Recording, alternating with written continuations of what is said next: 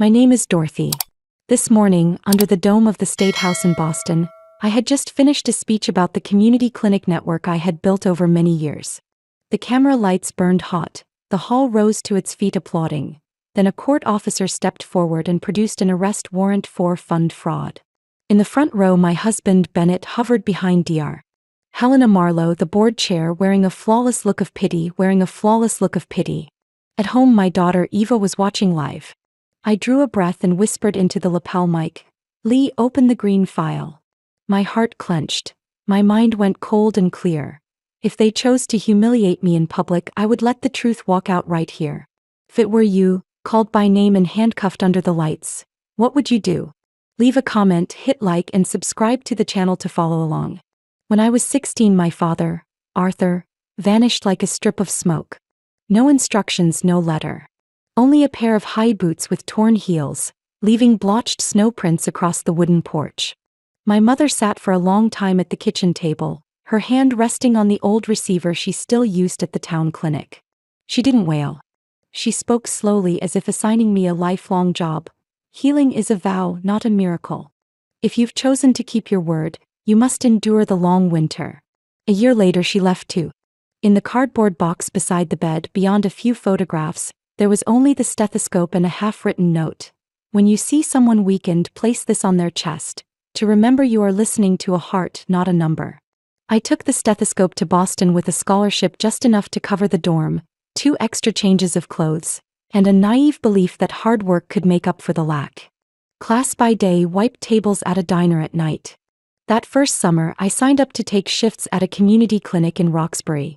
Patients lined up before the air had a chance to warm, only to ask what seemed like simple questions. When to take this medicine, where to file the paperwork to be seen, whether their child's vaccinations were on schedule. On graduation day, I didn't want to leave those scuffed plastic chairs.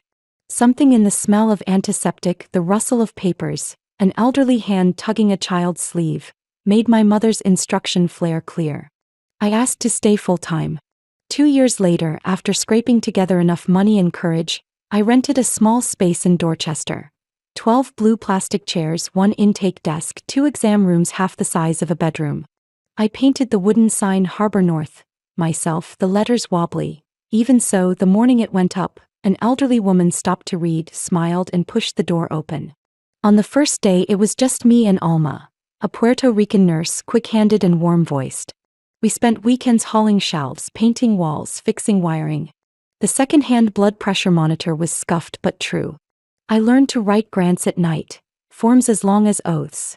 Needles, gauze, bandages, minutes of nutrition counseling, the percentage of uninsured patients. I typed until my hands went numb, tying each budget line to a specific story. The plumber newly diagnosed with diabetes, the young mother who needed a vaccination schedule for her child but didn't yet speak English well. When that first grant was approved, I didn't have time to celebrate. I kept the intake lights on late and called each person to book an appointment. That fall, we signed an affiliation agreement with a teaching hospital. Residents rotated into the community. Patients were examined more thoroughly. We had more medications, more gauze, a few more chairs with backrests. I met Bennett at a hospital management conference. He smiled easily, asked with enthusiasm about the sliding fee model, and took notes as if everything I did was worth studying. In the evenings, we walked along the Charles and talked about turning a small clinic into a network, about pulling academia closer to low-income neighborhoods. "I believe you can do it," he said. Back then, having someone believe in me was enough to push a heavy door open. A simple wedding at a red brick church. We moved into an apartment overlooking a park. My mother's stethoscope hung in a glass frame by the door so that every time I left or came home, I remembered where I had begun. Then Eva was born. Love that needed no explanation. She slept with a finger in her mouth, hair soft, the corners of her lips twitching each time she dreamed. In the evenings, Alma showed me how to hold her properly. Hold her firmly but don't squeeze. I wore the baby carrier to the office, left arm cradling my child, right hand signing forms. Between 2 appointments, I pumped in the staff break room. The work was grueling, but I never felt miserable. When someone came into the waiting room with wary eyes and left with a clear treatment plan and a date for the following week, the fatigue dissolved on its own. The network grew out of small things. replacing plastic chairs with chairs that had backs, adding a children's bookshelf, contracting for Spanish and Cape Verdean Creole interpretation, setting aside a Thursday evening for a nutrition education group. I learned to read contracts like a junior attorney, to negotiate drug prices like a wholesaler, to laugh when turned down and come back the next month with a better proposal. I can't count how many nights I sat in front of an Excel audit sheet, fixing each CPT code so a claim wouldn't be rejected. When we opened a second site in East Boston and then a third in Roxbury, I hired more family physicians, nutritionists, and community health workers. I deliberately kept one rule at the door: no one is turned away for lack of insurance. A wooden placard with that sentence hung right at the entrance. Bennett entered a health administration graduate program. I helped pay the tuition as we had agreed. Now and then there were a few credit card bills from before we married, a couple of "can you cover this so it doesn't go late" items. I didn't count then. In my head, that was how a team worked.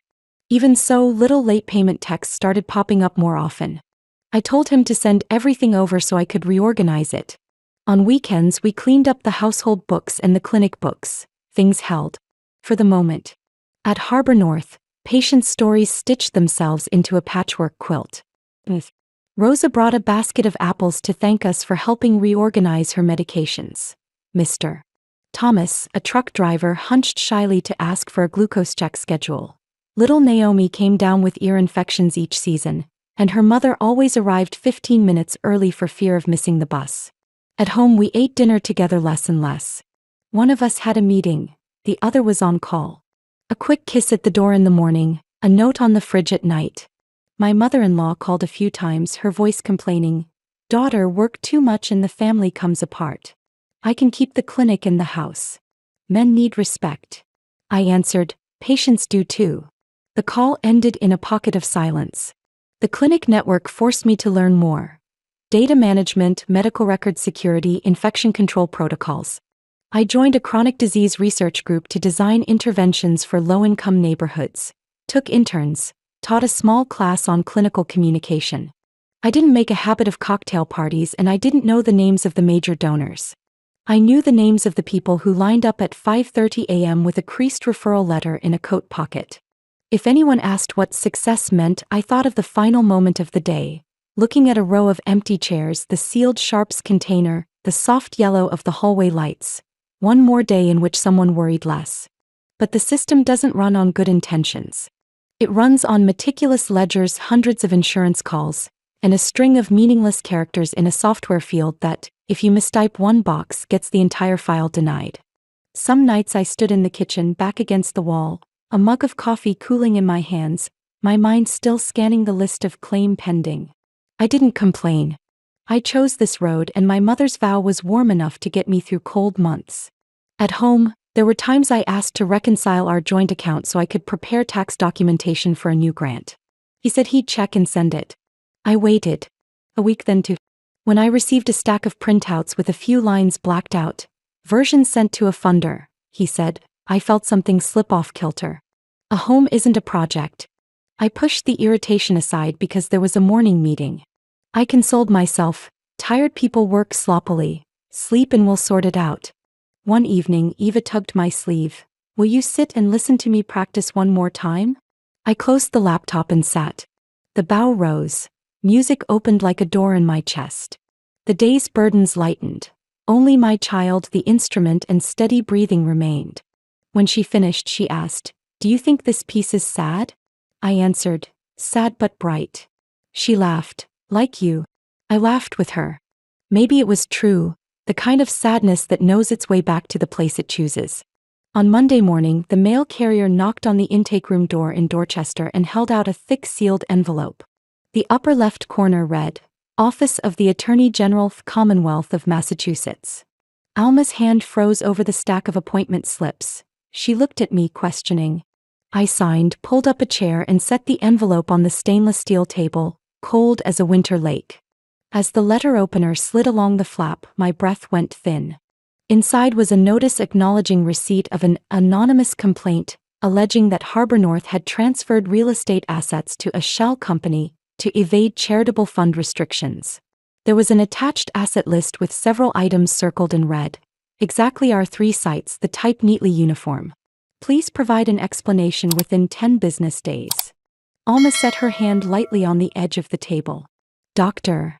I looked up, smiled to reassure her, then folded the notice and slipped it into a folder. I'll send a written explanation. Don't let anyone wait too long today.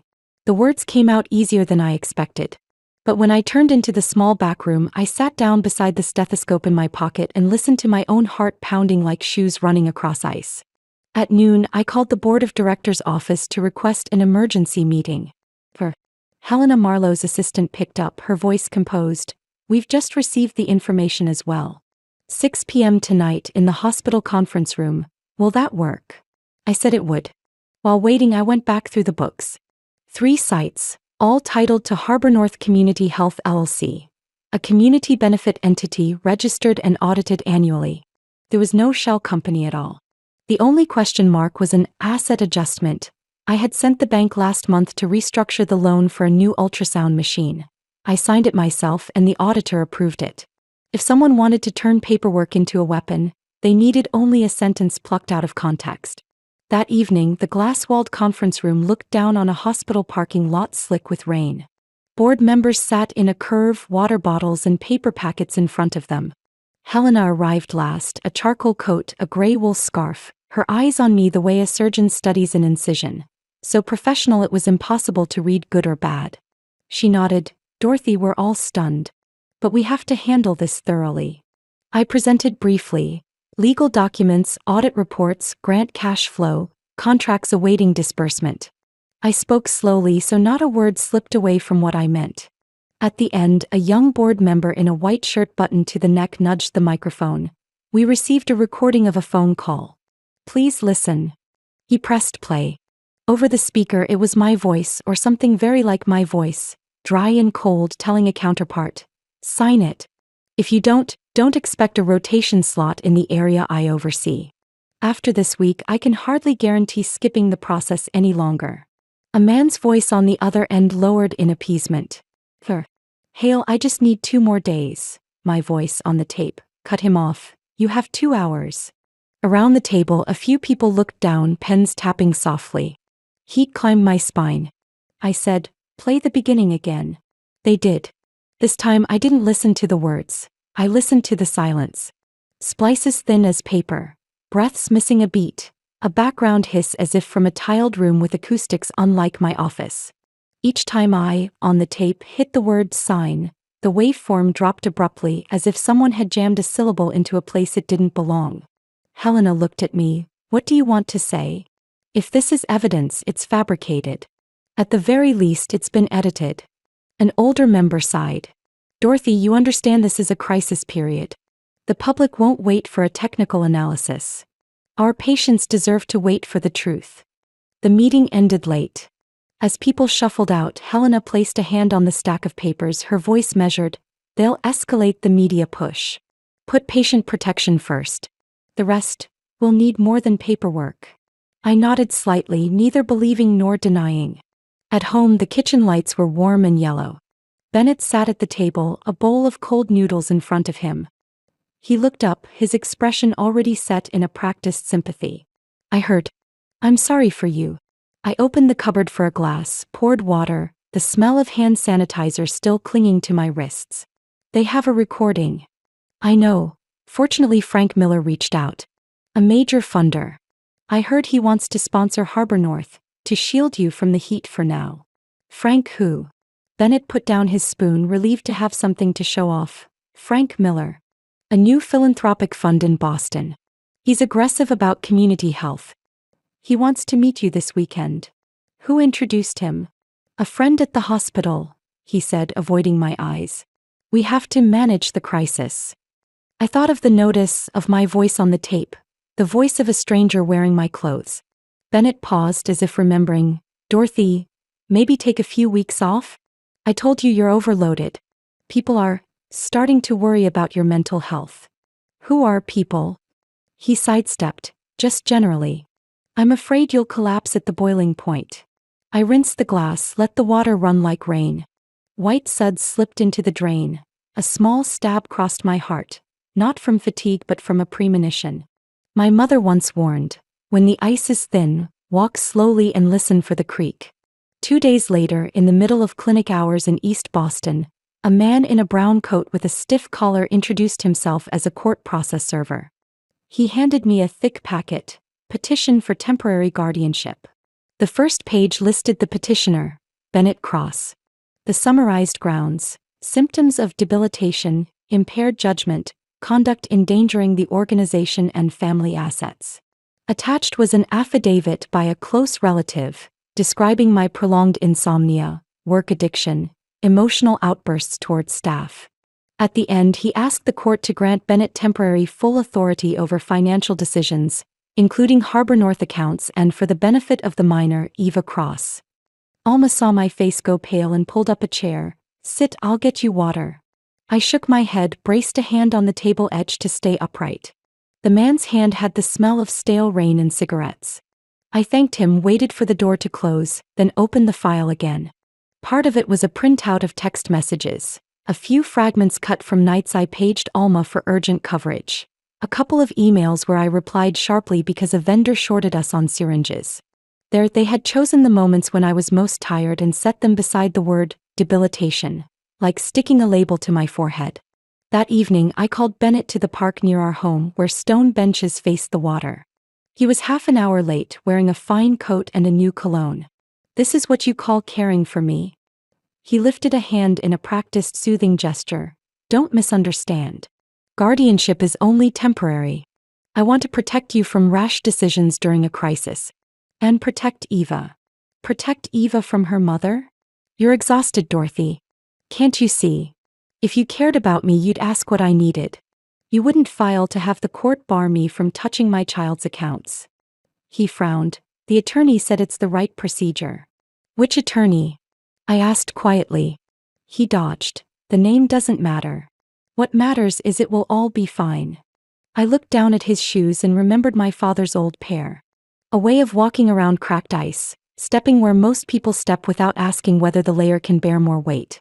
On the 5th day after receiving the AG's notice, an email hit Harbor North's shared inbox. From Frank Miller. He introduced himself, said he had long followed our work, was heartbroken by baseless accusations, and stood ready to provide bridge funding to stabilize operations and reframe the brand in the public eye. He included a link to an article praising his foundation's projects in the Midwest. I read the email twice and smelled something too glossy, like fresh paint that hadn't dried. We met Frank in a conference room overlooking the seaport. He was a little over 50, hair gone silver at the right time, a well-practiced smile, a firm handshake. On his left wrist was a vintage watch with a blue steel sheen. Without glancing at documents, he rattled off what his fund could do: media shielding, recruiting an interim director of transformation, establishing a management trust for real estate assets, to avoid misinterpretation of purpose. He said the word protect a lot. "Who referred you to us?" He smiled and brushed the air as if erasing chalk. "Small community der. Hail. Good news travels fast. I like people who do real work. And I can't stand seeing a community initiative destroyed by political games." There was a moment when he laughed at an aside. The laugh pinged off the glass and broke into small shards in my head. A very old metallic timbre echoing back from a cold wooden porch and a pair of boots with torn heels left behind in a snowstorm. I pressed my palms together to quiet the shiver. As the meeting ended, Frank stood, set a hand on the chair back, and concluded, "We'll draft a detailed proposal. Reputational damage can be repaired. As long as everyone agrees to place the assets into a professional management mechanism so there's nothing to argue about." I smiled politely. "Thank you." The words transfer and assets stood too close together, like opposite magnets pulling every other question into the space between them. That night, I sat at the kitchen table and spread the papers like a small battlefield. The AG's notice, the board meeting memo, the bloodless recording, the guardianship packet with a pink stamp, Frank Miller's email printed on white paper. Eva came home from her lesson, set her cello by the chair, poured milk, and watched me for a long time. "Mom." I looked up. I heard them talking at school, the mothers gossiping. "Harbor North is in trouble. Are you okay?" "I'm okay. Some people don't like how I work. They want me to stop. But do you know what can't stop?" She shook her head. "The heart." I placed my hand on her chest and smiled softly. It keeps working no matter how loud it is outside. She exhaled, her eyes softening. I don't like those people. Don't hate anyone. Hate tires the heart. Let's save our strength for other things, okay? She hugged me tight, the plastic smell of the cello case mixing with the scent of her hair after practice. That night, I opened the recording on the computer, plugged in headphones and scrubbed back and forth. I didn't listen to the words. I listened to the dark spaces between them. There were silences longer than a natural breath. A faint high-frequency hiss like a heavy glass door pushed fast and then stopped short. A soft mic pop from a sealed room spliced into a hurried line from an open space. If this were real, it was too perfect to be human, and too sloppy to be the truth. I called Alma, told her to prioritize elderly patients tomorrow and move the meeting with the syringe vendor to the weekend. I wrote a list of asset transfers over the past 12 months, marking places that could be misread. I emailed Helena. I need a private meeting, just you and me. No assistant. Outside the window, Boston was damp and cold. On the sill, the thyme I'd planted last season had put out new leaves. Small, but the fragrance held. I brushed them lightly, the thyme scent rising, summoning a faraway wood stove. I filed the papers neatly into a folder. The things laid out before me, the AG notice, the recording, the guardianship petition, the savior funder, all had their own language, the cold edge of paper. I still had the language of the clinic, the warmth of a hand, the steady knock of a heart. I knew that from here on I would have to walk slowly on thin ice, and listen closely to each creak underfoot. The special board meeting began at exactly 7 p.m., the glass room looking out on a rain-wet lot. On the table lay a stack of files in neutral-colored plastic binders, as if swapping their order alone could turn right into wrong. Helena presided, her voice still warm and unhurried, but her phrasing filed down by counsel until there was nothing to grip. In this sensitive period, to protect the organization and our patients, the board has decided to temporarily suspend Dorothy Hale from the position of chief executive until the investigation concludes. I nodded, set my access badge beside the mic and said only one sentence. Let no patients miss their appointments tomorrow morning. Leaving the room, I walked the corridor that smelled of antiseptic. A stainless cart sat quiet by the wall, an open box of gloves on its tray. I stopped by the on-call room, texted Alma to move the most vulnerable cases to the first slots, added, if anyone asks, say I'm still working. She nodded hard, I'm here. The phone began ringing as soon as I stepped into the lot. First, a small donor. We're forced to pause disbursements until everything is clarified, very sorry.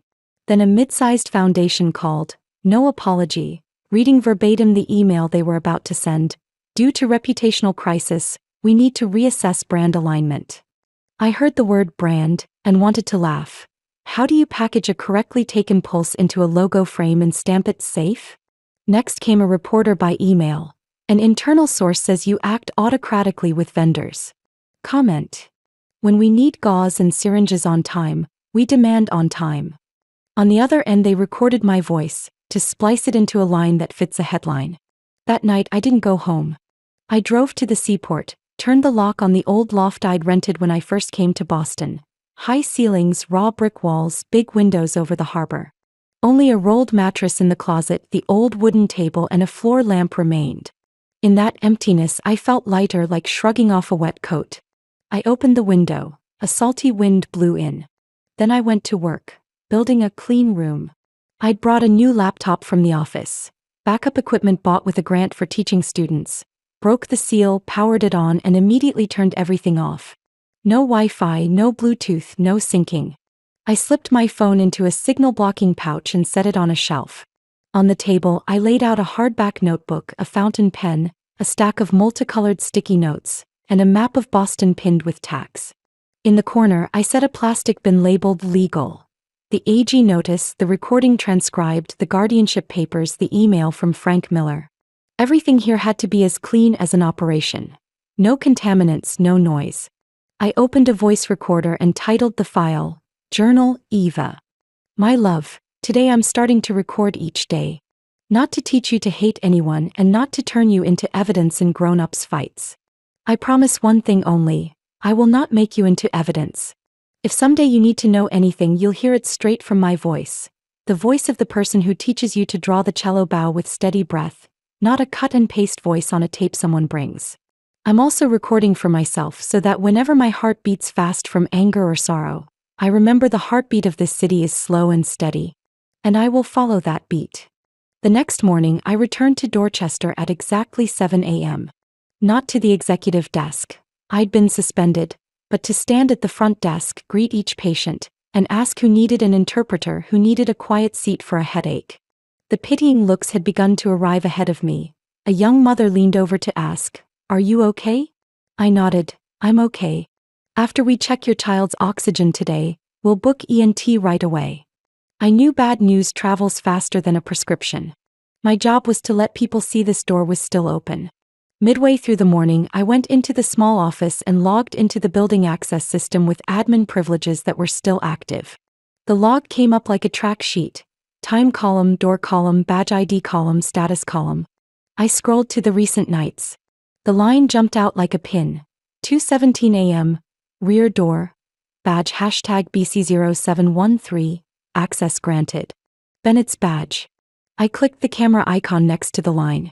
The still was grainy, but the man in a knit cap, white-soled sneakers, shoulder tipped slightly to the right, was unmistakable. I printed those lines. The paper still smelled of ink. The sheet felt like an X-ray. The bone was broken, but where was the pin that drove through? I circled the timestamps, drew connecting lines, and read. No need to press hard. The numbers spoke for themselves. At noon that day, the board held an online meeting with strategic partners to reframe the brand. Helena opened, repeating, "Protect the organization," like a mantra. I listened while watching the thumbnail grid of faces on the side screen. The hospital PR, a young attorney, a mid-size foundation rep, and Frank Miller. He wore a V-neck under a jacket, face lit by the webcam, a measured smile, his gaze lowered slightly as if making room for others to speak. He waited for PR to finish, then added, "We don't have an operational problem. We have a narrative problem. I propose creating an independent trust to manage real estate assets so purpose can't be misinterpreted, and appointing a temporary face of transition, while Dr. Hale gives herself time to rest and recover. When the storm passes, the brand will be clean." At that, Helena looked over at my tile. "Dorothy?" I unmuted. "Patients don't wait for a clean brand. They need doctors in the clinic this week." Frank chuckled softly. Through the headphones it sounded like a blade flicked against the rim of a crystal glass. "And that's exactly why we must avoid further theatrics. This is the time to put away our egos to preserve our we." He smiled a little more, just enough to make it sound like kind advice. That timbre made me sit up straight. The laugh brushed a dusty drawer in memory. A main porch, wind whistling, and a man leaning on a post, giving a short chuckle after every line that seemed like a joke. Not the content. The small metallic tail at the end of the syllable, like someone biting a shell and spitting out a shard. I replayed it in my head to be sure. It couldn't be coincidence. I stepped off camera and went to the cracked open window. Cold air slid down my collar. I said nothing more in the meeting, letting that laugh lie under my skin like a shard of broken ice. By afternoon, the withdrawal calls came faster. A large New England foundation emailed a pause indefinitely.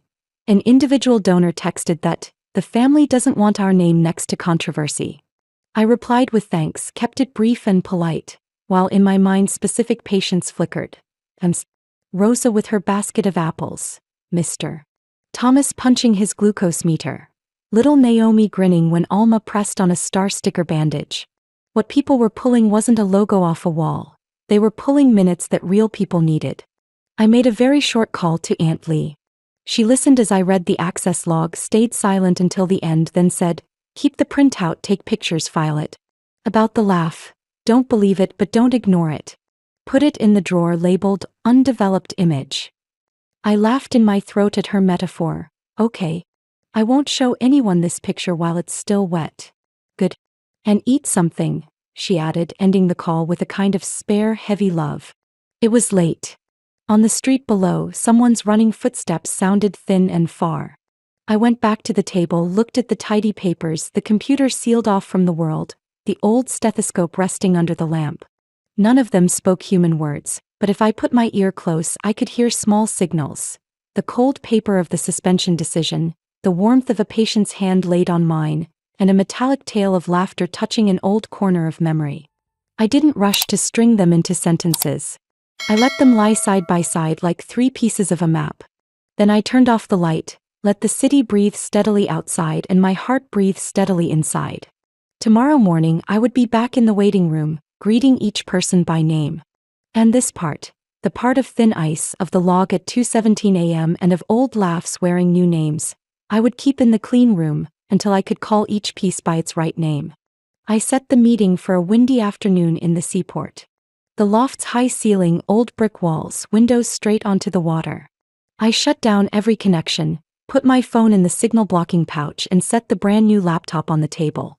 When Lee Hale, Renee Park, Marcus Doyle and Alma Ruiz were seated around the wooden table, I spoke slowly, like instructing each stroke of a scalpel in an operation. From now on, everything travels on two roads, paper and voice. There is no third road. Aunt Lee, hair streaked with gray, eyes clear like water after fog, nodded first. Tell it in chronological order, she said, opening a leather notebook. I laid out the pieces one by one. First, preserve the evidence, Aunt Lee summed up. Then the timeline. After that, mark the leaks. And finally, the legal path for the long haul. Don't get dragged into a quick-strike stance. She spoke as if reciting an oath of the trade, underlining each line with a blue ink pen. I pulled over a file box and took out 3 stapled packets. Canary docs, I said. Each one looks real, but is harmless, each with a different watermark. I slid version A to her, an internal memo on extending the roof lease for the Dorchester site, response term 37 days. Version B for Helena, a temporary insurance rider appendix for East Boston, adding the line contingency support for temporary relocation, keeping the Oxford comma. Version C for Ivan Graham, accounting a trial depreciation adjustment table for next quarter, rounding to 38,000 instead of 38,005. Alma frowned. If they take screenshots, will the marks remain? Renee smiled and pushed up her glasses. They will. I've layered 2 kinds of watermarks, a micro layer in line spacing and pixel clusters, and a language layer. Each version has a distinct phrase. Whatever team touches it, I'll be able to read their fingerprints. Marcus set a small black box on the table, its light blinking. Signal detector. Tomorrow I'll go to Dorchester. Alma will call a clock repair to check the thing that goes click on the wall. I'll pull the card, clone the images and check whether there's a stream going out. The logs at 2:17 a.m. and 2:45 a.m. show an override, only possible from the console or a device pressed right up to the reader. We need a photo of the reader to see if there are signs of tampering. I opened another folder, the bylaws I had drafted in the early days. My fingertip touched the paper's edge, recalling the night I hung my mother's stethoscope on the wall and wrote this line. I built in a fuse, I told them. Purpose lock. Aunt Lee leaned in and I slid over the addendum. The print was small and dense but clear. If the board approves a transaction that violates the registered community purpose, the real estate assets automatically transfer to the Boston Community Land Trust under a recorded reverter agreement. You put it in before you ever needed it, she said softly. But the fuse has to be intact. The reverter must be notarized, the land trust must remain authorized to receive, and no one must have amended it since. She stood. I'll verify the originals this afternoon. And get a confirmation letter from the land trust. Renee opened an offline laptop and brought up colorful graphs like an embroidered tapestry. About the deep fake, she said, it sounds right. Only when you look do you see it isn't. She pulled up a MEL spectrogram of my voice from an internal video last month. This is the real voice sprint.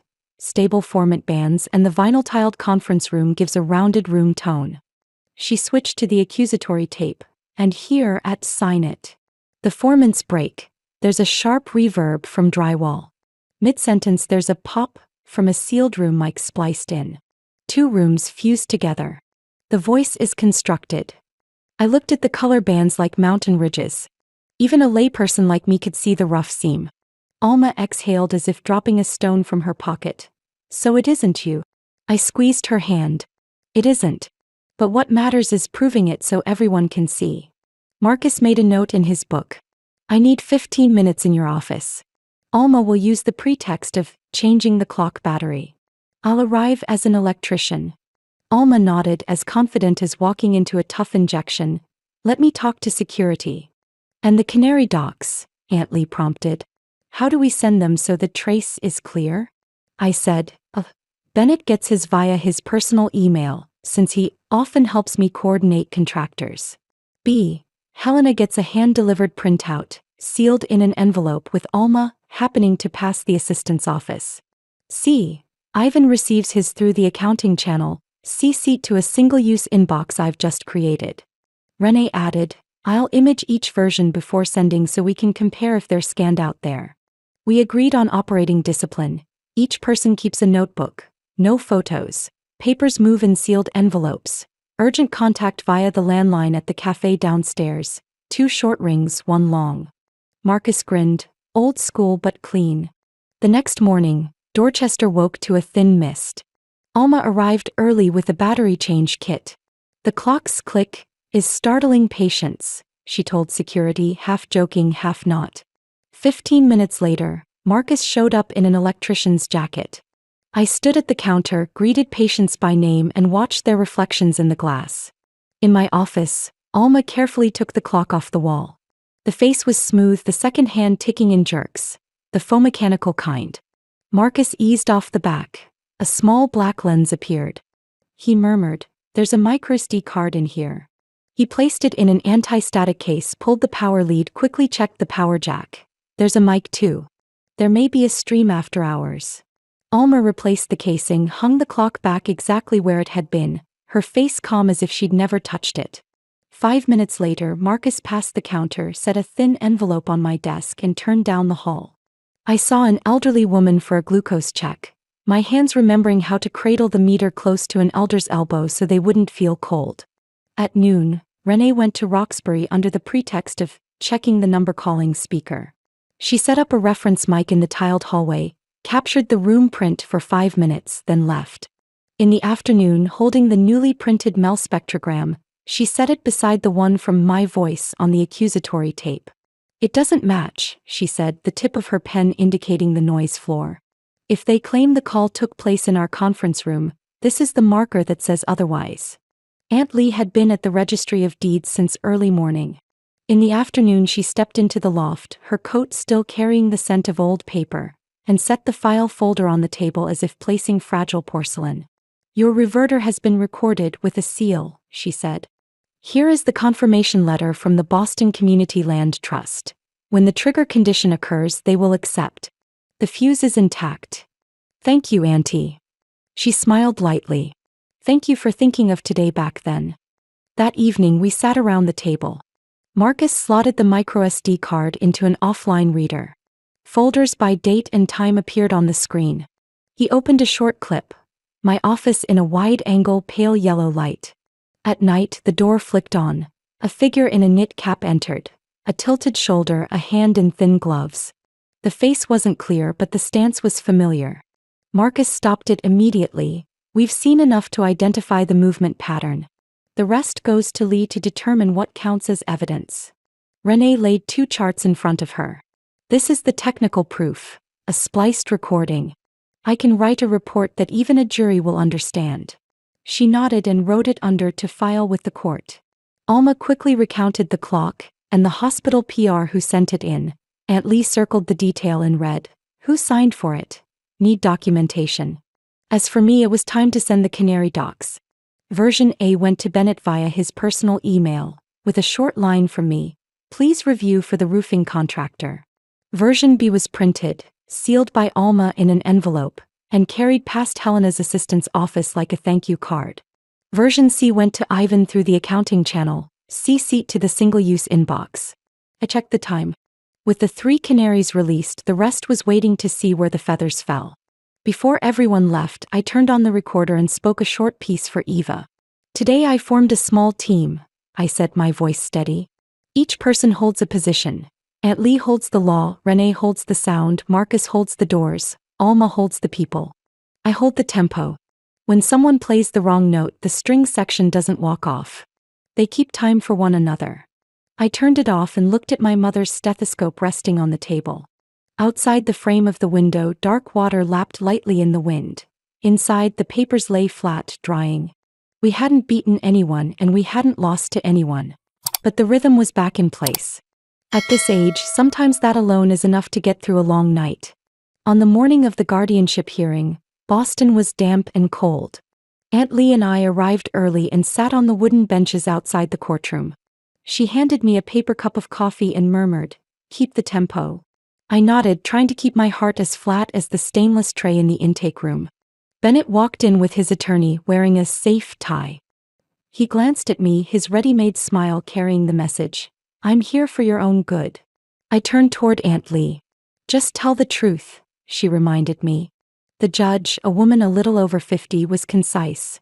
"We are hearing the petition for temporary guardianship of Dorothy Hale." "Petitioner, proceed." Bennett's attorney read smoothly, that I was debilitated, sleepless, impulsive with staff and partners, that I was at the center of the Attorney General's investigation, that for the benefit of the minor, Eva Bennett should be appointed temporary guardian with authority over medical and financial decisions. "Any witnesses?" the judge asked. "Yes, psychologist Gregory Waller." Waller began, "Over 3 months, based on conversations with family and staff, I assess that Ms. Hale has an anxiety disorder, poor sleep, and makes imprudent decisions. She should rest and turn management over to a relative." His voice was even and cold. Aunt Lee rose. "Doctor, have you examined Ms. Hale in person?" "I had a 15-minute call." "What standardized tools did you use?" "Not a full set." "You know the petitioner's mother-in-law through church and were paid for this evaluation?" "Yes." Aunt Lee turned to the judge. "We ask the court to note the limitations and conflicts in this opinion." Bennett's attorney objected to attacking the witness. The judge waved a hand. "Noted. Continue." Aunt Lee changed tack. "Have you reviewed the quality reports for the 3 community health sites Ms. Hale runs? Have you read the commendation from the teaching hospital 6 months ago, signed by Dr. Helena Marlowe, evaluating her as having excellent administrative capacity?" Waller was silent. She set an envelope down. "Please enter into the record." When it was Bennett's turn, his attorney called him to the stand. "An example of impulsivity?" "She met a funder without authorization, worked until 3 a.m., changed the file cabinet lock." Aunt Lee switched on the mic. "At 2:17 a.m. on the 12th, your batch BC0713 opened the rear door at the Dorchester site. At 2:45 a.m. there was an override into Ms. Hale's office. Do you confirm?" I was concerned about safety, asked maintenance to help." "Name of the maintenance person?" "I don't remember." Aunt Lee looked not at Bennett but at the judge. "We have the logs and stills. We moved to file them." Bennett's attorney shook his head. "Outside the scope." The judge noted, "Concerning safety and capacity, the court needs to know." Aunt called Alma Ruiz. She stood straight, hands clasped but voice steady. "I've worked with her for 10 years. She is patient with the panicked, firm when a supplier short delivers syringes. The only impulsivity is giving an extra 5 minutes so an elder can finish a sentence." The courtroom went quiet for a beat. Bennett's attorney asked to replay the recording. The line "sign it" rang out, a few heads tilted. Aunt Lee pulled out 2 color printouts. "This is a spectral analysis by Renee Park. Please look at this region. The room noise pattern of room A doesn't match room B. There are formant breaks and a sharp reverb from drywall inserted into the rounded room tone of a vinyl-tiled conference room. That means it's spliced. High likelihood this is a deep fake." She avoided fussy jargon, pointing the judge only to what needed seeing. The judge examined closely and nodded slightly. "Noted." Finally, Aunt set on the table a commendation letter signed by Helena. Hale maintains steady tempo, establishes rigorous quality control procedures, and demonstrates leadership in crisis. Bennett's attorney said, "The context has changed." Aunt replied, "But a person doesn't change overnight." The judge laced her fingers and spoke clearly. "The court will not appoint a temporary guardian today.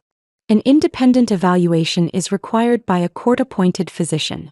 Pending that, Hale will not transfer assets outside ordinary operations. Mr. Cross will not access Ms. Hale's personal accounts or the minor child's accounts. Neither party will involve the minor in disputes. Reconvene in 14 days. The gavel struck, dry and crisp. I exhaled, my chest lightening by half a beat.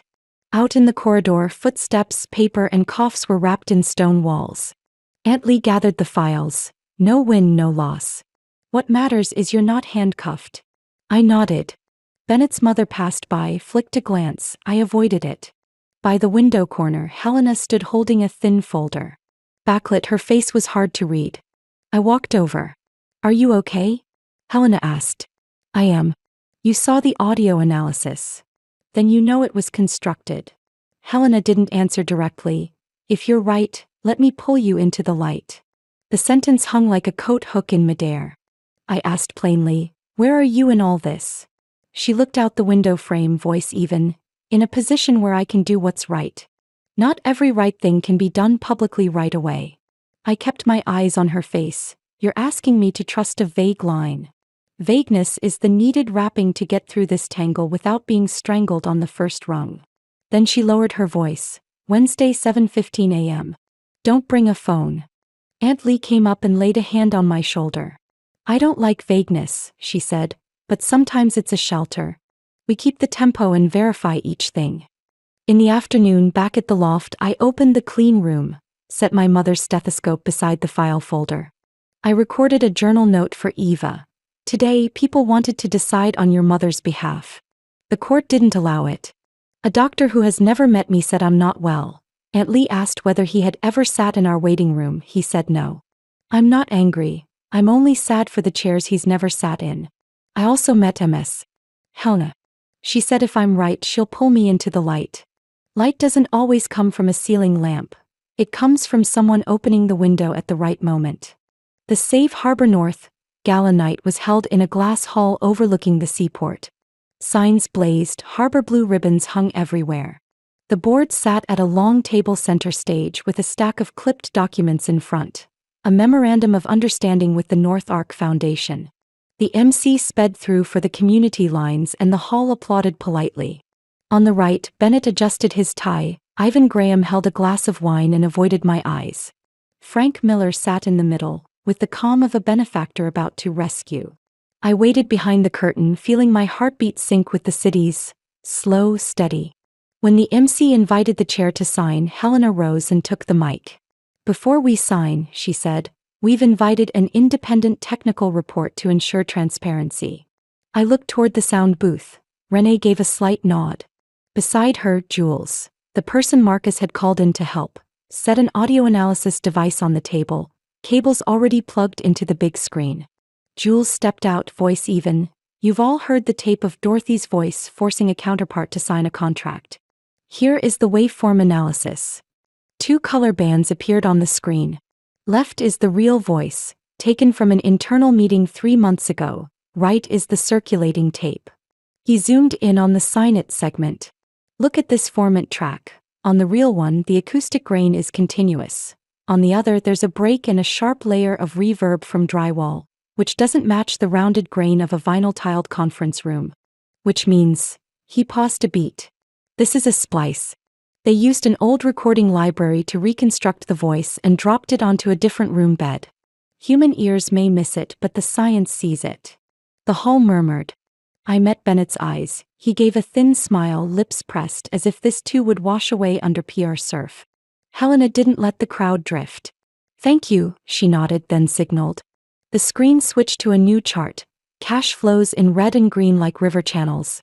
Marcus's voice came from tech. This is the past 6 months of cash flow, pulled from the ledger provided by accounting. A red line split from ordinary operating expenses and flowed into a name. Bayview Consulting LLC. Business lookup shows Bayview is registered in Delaware, with Caleb Cross as the ultimate beneficiary, a relative on MS. Hale's husband's side. A thin arrow pointed to the next column. From Bayview, funds moved to accounts under North Ark Partners, a subsidiary LLC serving the North Ark Foundation. Marcus changed the slide. This part relies on the Canary Docks, the decoy materials. 19 minutes later, the phrase, 37 days appeared in an email from Northark's legal counsel attaching negotiation materials. The watermark matches. That afternoon, 38,000 appeared in Bayview's budget table. Same fingerprint, in font and line spacing. He paused, letting the room see each arrow stitched to the next. Conclusion. Internal data leaked from the husband's family side and from accounting. The money ran through a shell and circled back to the table tonight. Ivan shot to his feet, voice cracking. Fabrication. Marcus stayed calm. We will submit file hashes and original logs to investigators. Ivan's eyes flicked to Bennett, a glance long enough for the room to register. I just want to say one line about purpose, I said into the mic, trying to keep my voice level. Harbor North was born to heal small things that carry heavy weight. A pill taken on time, an hour of someone listening. I turned to Helena. If tonight you sign away assets to a fund whose use charter doesn't guarantee a community purpose, who guarantees the weakest voices still have a place to be heard? Ant stood holding a thin folder. I am Lee Hale, attorney. 6 years ago, we filed with the Attorney General's office an addendum to the bylaws called the Purpose Lock. She stepped up, opening the folder for a camera close-up. The clause states, if the board approves any transfer/encumbrance contrary to the registered core community purpose, all Harbor North real estate will automatically transfer to the Boston Community Land Trust under the recorded reverter. No further signatures required. She paused, letting the last line fall clean. In short, if you sign here tonight, the assets will not go to Northark, nor to anyone in this room. They will go straight to the land trust, where no one holds private title. The hall shifted from murmurs to dead quiet. I heard a spoon click softly against a glass at the back table. To the left, a small donor whispered, a reverter? Lee raised another sheet. This is the land trust's confirmation of acceptance. And this is the stamped recordation. The fuse is intact. Bennett leaned in to whisper to his lawyer, mouth set. Frank Miller remained quiet, fingers tapping the chair rail, eyes weighing another option. I turned fully toward him. Mr. Miller, I said, would you like to say a few words before someone signs something that will have no effect? He smiled and stepped into the light. That was when the cheekbone scar rose, a fine curve tugging the right corner of his mouth, like someone once nicked by a shard of glass and self-stitched at a kitchen table. My memory sprang up like an old spring. A main porch, the smell of machine oil, a laugh with a metallic tail. I heard myself speak the old name, voice low as if struck from the chest. Arthur. He halted half a step. A wave of whispers swept the room. Bennett snapped around, eyes bulging for a heartbeat before resetting. Ivan stammered, Frank. I took another step. You left when I was 16. A blizzard night, torn heel boots left on the porch. This scar, I pointed. She once bandaged it with cloth tape. Arthur adjusted his tie. Names, he said softly, are sometimes how people repackage their mistakes. Helena didn't let the shock linger. She took a tiny mic from her pocket and switched it on. I am Helena Marlowe, she said clearly, and for the past 3 months I have cooperated with the FBI at the request of the Attorney General's office. He held up the mic, the lights flashing on metal. All meetings related to North Ark, Bayview, and tonight's negotiations have been recorded and transmitted. Among them are exchanges between Bennett Cross, Arthur, also known as Frank Miller, and Ivan Graham about a plan to seize Harbor North's assets via a shell company and a sham rescue deal. The ultimate goal, she looked straight into the camera lens, was to move the assets outside a community purpose.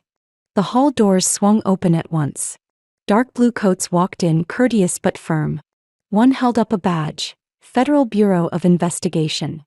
A female agent stepped forward, voice clear. We have a warrant.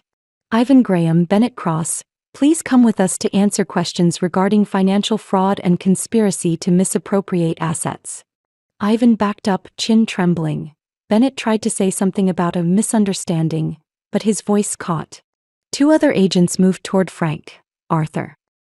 He looked at me for a long beat, as if searching for a shard of the lakeside in my eyes from back then.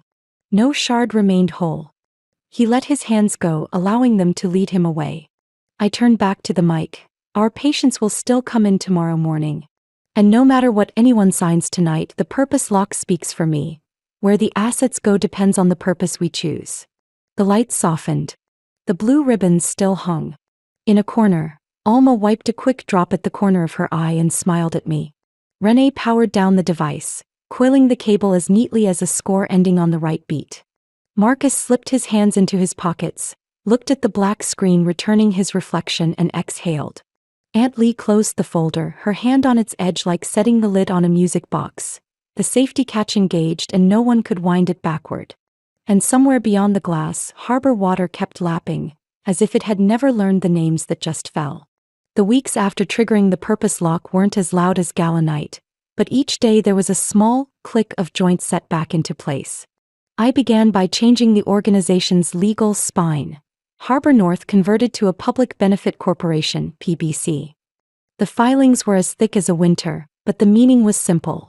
The community benefit purpose is written into the charter, forcing every board decision, now or later, to be weighed against patient interest before the numbers. Helena agreed to serve as pro bono legal counsel, reading each clause like someone tuning strings. Slow, sure, leaving nothing out. We formed a patient council. 11 chairs around the wooden table at the Dorchester site.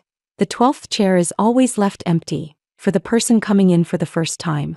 The bylaws state clearly, the council has partial veto power over changes that directly affect access to care, hours of operation, service fees, language programs, referral pathways. The veto isn't to slam the brakes, but to keep time. At the first sessions, Rosa set a basket of apples in the middle of the table. If you plan to move Thursday evening hours, remember we work second shift. Move them and we can't make it. Alma smiled. Then we keep them. A small clause was written. Renee rebuilt the data system like building a house with a storm cellar. The primary server in Roxbury, an offline backup cluster placed in the clean room on a dedicated line. All sensitive access sends canary signals to the log. Every policy change requires 2 signatures. Operations and a patient council representative. If someone hits the wrong thing, Renee said, pointing at the diagram, this light comes on and the system pulls the plug itself, switching to island mode. I laughed. Island here doesn't mean hiding, it means keeping the weakest people's data from being flung out into the street. From legal structure and data, I thought about seats. The Northlight Institute. A classroom in Roxbury, a few whiteboards, 6 chairs, a projector, better than I first imagined. The goal?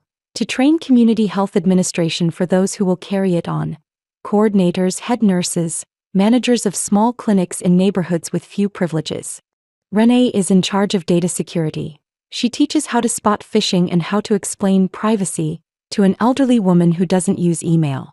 Alma oversees nursing practice. She demonstrates an injection that is both swift and warm, and teaches the phrase, "May I touch your hand," in 3 languages.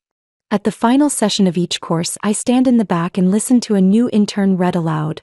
We will not run faster than a patient's heart. The motto hung at the door. My home with Eva moved to Jamaica Plain. A wood house with a small porch facing a row of maples. A 10-minute walk from Jamaica Pond. On weekends, the 2 of us wear wide brim hats and turn a narrow strip of soil to plant rosemary, cherry tomatoes, and a few shiso clumps from seeds Alma gave us. Eva stuck a wooden label in Plot E. I laughed. E for Eva? She shook her head. E for enough.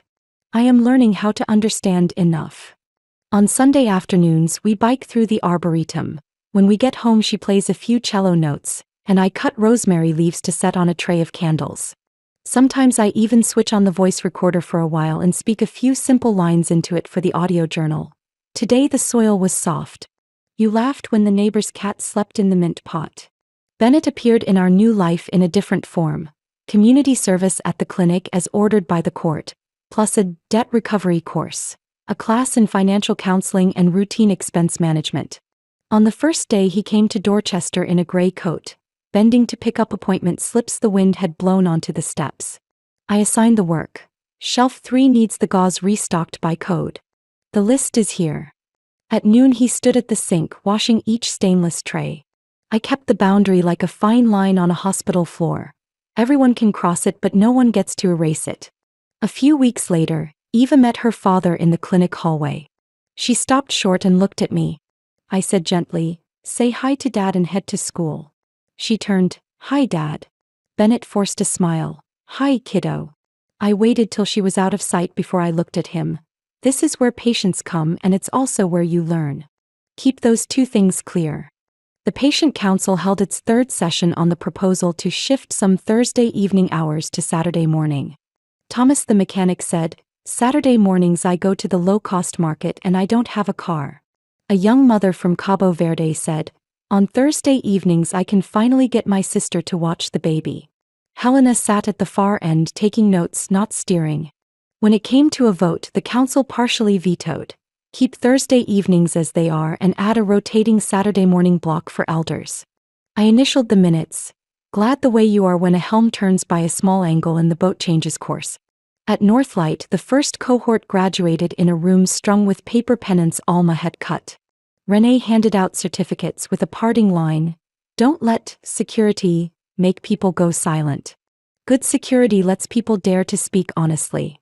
One student, a young Haitian nurse, came up and hugged me. "I'm going back to Matapan to open a weekend blood pressure counseling room. Will you come cut the ribbon?" I said, "Don't invite me. Invite your neighborhood patient council." In the evening, Eva and I walked out to Center Street. She ducked into the used bookstore. I stopped by the garden shop for another hand trowel. A neighbor asked, "Are you Dorothy from Harbor North?" I hesitated a little. She smiled kindly, "Thank you for keeping the evening hours. I watch my grandchild during the day." One simple sentence was enough to warm the whole block. At night, Helena dropped by the loft with a set of documents. The PBC charter has been approved by the AG. The patient council veto stays in. Just note, each use must be transparent. We sat by the window looking down at the dark water. "Are you tired?" I asked. She shook her head, tired just enough to fall asleep fast. Before she left, she added, "When you force power to look at purpose, it will resist. But then it learns to sit still." I wrote the last notes in my book. Harbor North's new KPIs aren't just visit counts but also the number of times the patient council uses its veto, because each time is a time we listened. I also added a people column. Alma, strong at training for difficult injections. Renee, strong at pulling the plug at the right moment. Helena, strong at saying a small but clear no. Eva, strong at reminding me to water the plants. Late in the day, Bennett finished his service shift and waved from the porch. "I'll have to come back a few more weeks," he said without complaining. I answered, "This door is open for anyone who works. The door to my home opens only for our child." As darkness settled over Jamaica Plain, Eva's cello joined the faraway sound of the trolley. I thought of the people organizing their evening medications, hands twisting syringe caps, reminder calls made in a mother tongue. Harbor North now has a full name, PBC Land Trust Patient Council. Those words are dry on paper, but when they flow into opening hours and a greeting of "Sir, sit here," they become breath. And I, in the small garden by the kitchen, am relearning an old but new skill, keeping the tempo slow enough so the weakest can keep step. A year later, the seaport wind felt like someone had just eased a door closed to quiet the room. This year's Land Trust Gala was small and warm. A string of yellow lights across the glass hall, a few trays of steaming pastries, name cards on twine. No countdown clock, no gavel for signing. On the back wall hung a newly painted wooden sign, "Property of the Boston Community Land Trust, leased to Harbor North for community health." Beneath it was a small line proposed by the patient council: "The house is not for sale." I stood beside Alma, watching patients smile at one another like distant relatives meeting after a long time. Rosa had her apple basket as always. "The apples are extra sweet this year, doctor, because the rains came right on time," she said. Thomas wore an old denim jacket and teased, "If the land trust needs anyone to check tire pressure in a hurry, call me." Renee hovered at the sound table, checking the wireless mic for the program, not for speeches but for Eva's cello. She stood behind the curtain in a cool green dress, the instrument resting on her shoulder like a small tree leaning on someone it trusts. I smoothed her hair where it fell down her back. "Which piece did you choose?" She smiled. "The saraband, but I wrote a short transition." I feigned surprise. "Original." She winked. "I'm just stitching back the places where people usually gasp for breath." I understood the way she names what she feels. When the MC invited, "A small gift from the Harbor North family," the lights softened. Eva stepped out, bowed, and set the bow. The first note rose deep and clear, like the city at 5 a.m. before the bus starts its route. She played through the main section, then into her own transition. A short motif repeated 3 times, each time quieter, like a hand pressed softly over a wound. I heard the room breathe together, no one told to. At the right-hand table, Helena closed her eyes for a few seconds. Aunt Lee looked down at her hands where the fountain pen still lay. Alma pinched the edge of her scarf, eyes damp. When the last note fell, she held the bow in the air for a beat, exactly as I've taught her. Leave a quiet space so everything can settle, and only then did she bow. After her performance, I walked the long table shaking hands and signing a few thank you cards for small donors. Checks not enough for an ultrasound machine, but enough to pay for a Thursday evening shift. At the end of the table, a land trust staffer handed me an unmarked envelope. Left at the reception early, probably for you. The envelope was old, the paper yellowed, the edges a bit frayed. Inside was an old 4x6 photo with a thin white border. Me, an 8-year-old, standing by Sebago Lake, a knit hat over my ears, oversized boots sinking half a foot into wet snow. Behind me the water was dull, the sunset washing a streak of orange. Along the edge, a line in blue fountain pen ink already blurred by water. You deserve more light than your father. The father's handwriting didn't shout. It was quiet, like someone knocking late who knows there's a child asleep inside. I remembered the cheekbone scar at the gala that night, the click of cuffs like a refrigerator door slammed shut. Now, though the sender didn't sign, I knew where that blue ink came from. Perhaps from a wood table in a visiting room, perhaps from a plastic pen someone lent. Perhaps the only apology he knew how to write without asking to be answered. I slipped the photo back into the envelope and put it in my coat pocket. When people gathered around the pastry table, I went to the small storage room and back and opened the memory box I've carried since I left Maine. An old blue cookie tin with chipped paint.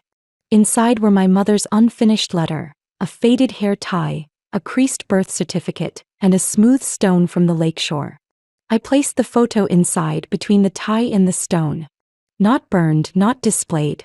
I wanted it to be housed, not to rule. When I closed the lid, the metal meeting made a short musical note. A point, not a period. Back out front, I saw Eva talking with Aunt Lee and Helena. She handed me a cup of hot cocoa and asked softly, "Are you okay? Did something happen?" I hesitated for a second, long enough for the truth to find its footing, and said, "Do you want to go to Maine this weekend? We'll set a wooden sign where I used to wait." Eva smiled, her eyes bright as harbor lights. "What will it say?" I answered, "If you're tired as you pass, stop and listen to your own breath." She burst out laughing. "Too long." Then shorter. "Sit for a while," I said, picturing the sign on the old porch, the lake wind threading through the boards. The gala ended with a short speech by the Land Trust. No grand promises, just a list of small things already done. A leaky roof in East Boston was replaced. A row of chairs with backs swapped in for plastic ones in Dorchester. A cabinet of translated materials in Haitian Creole and Cabo Verdean set up in Roxbury. Sentence like a stitch. I listened and saw faces in my mind. An elderly woman in a knit cap, a mechanic with chapped hands, a little boy whose sneeze sounded like a sparrow. Safety is not always a high wall. It is appointments kept on time, doors that aren't locked, and papers translated to mean what they say. When the last person left and the glass hall thinned out, the sea wind returned as background music. Before putting her cello away, Eva asked for one more note. She drew a long open string, an A like a line stretched across the water. I stood by the frame and watched the dark harbor, the moored boats rocking lightly. In the glass, our two silhouettes overlapped with the lights, blurring and then sharpening again. Helena stepped up and touched my elbow lightly. "Heading to Maine tomorrow?" I nodded. "Send a greeting from me to the porch." Aunt Lee stood behind, holding up her fountain pen like a small candle. "And leave a bit of space, so someone late can know where to stand." I smiled and nodded. Alma pulled her coat up to her neck and whispered, "I'm sending some butter cookies with you. It's cold." Renee locked the sound cabinet and flicked the switch. Lights off, Data asleep. We picked up the abandoned paper cups and wiped the water rings on the table. Eva hugged her instrument and looked up. "Mom, next time can I write a new transition?" I rubbed her shoulder. "Write all you like. Just remember to leave room to breathe." She nodded as if she understood an unwritten rule of my whole life. Before sliding the glass door shut, I stood one more minute. Outside, the seaport breathed steadily. The salty wind carried the faint metallic smell of the pier, the damp wood of the boards, and the lingering scent of apple tarts on the cloth. I thought of the photo in the box, of the smudged line, "You deserve more light than your father." Light isn't a tourmaline star or CNN lights.